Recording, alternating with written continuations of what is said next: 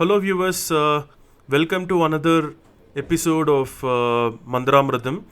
Today, we are going to see a temple in Kumbakonam. It's called a Sri Kashi Vishwanatha temple. This temple is quite significant. There are histories behind this temple, and this temple has lot many legacy as well. Come, let's see more about it. So, the temple history goes that Lord Sri Ram, against his praiseworthy soft characters, he had to acquire the traits of Rudra, the anger, to wage a war against Ravana to rescue Sita Devi. He approached Agastya for his advice. The sage Agastya advised Lord Ram to stay in Kumbakonam for a while and worship the temple over here, which is Lord Kashi Vishwanatha, to acquire the angry, warlike character. Rama followed the advice of Agastya and he got his wish granted here. So, as Lord Ram acquired the Aroganam, he acquired the traits of Rudra.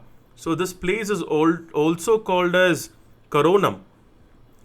In fact, another legend goes that the Navakannikas, Ganga, Yamuna, Godavari, Saraswati, Narmada, Tungabhadra, Kaveri, Sarayu, they were actually at a loss to know how to really, shed the sins left on them by people who take a dip in these rivers. So they approached the Lord Shiva over here for a solution.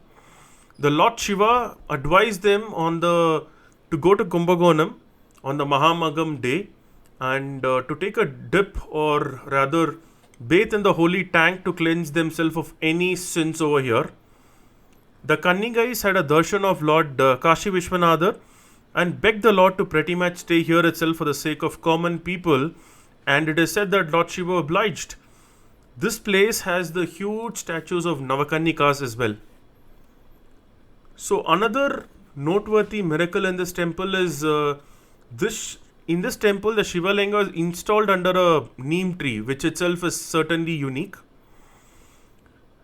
It is said that Lord Shiva came from the place of Kashi, rather now which is Varanasi, to help the Navakannikas, and hence this temple is pretty much known as Kashi Vishwanatha, and Parvati Devi here is known as Vishalakshi.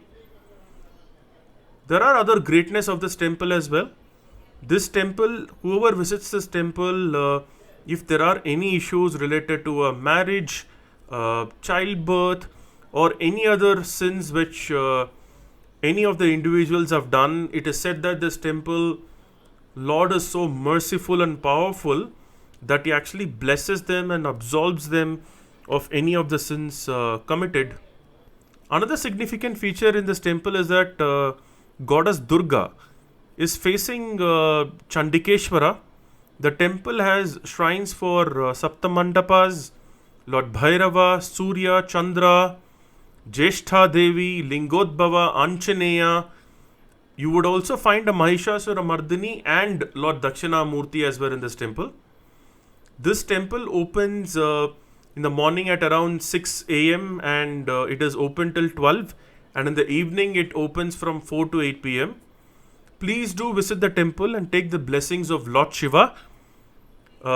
Looking forward to see you in the next episode of Mandramradam. Please do like, share, comment and subscribe. Thank you.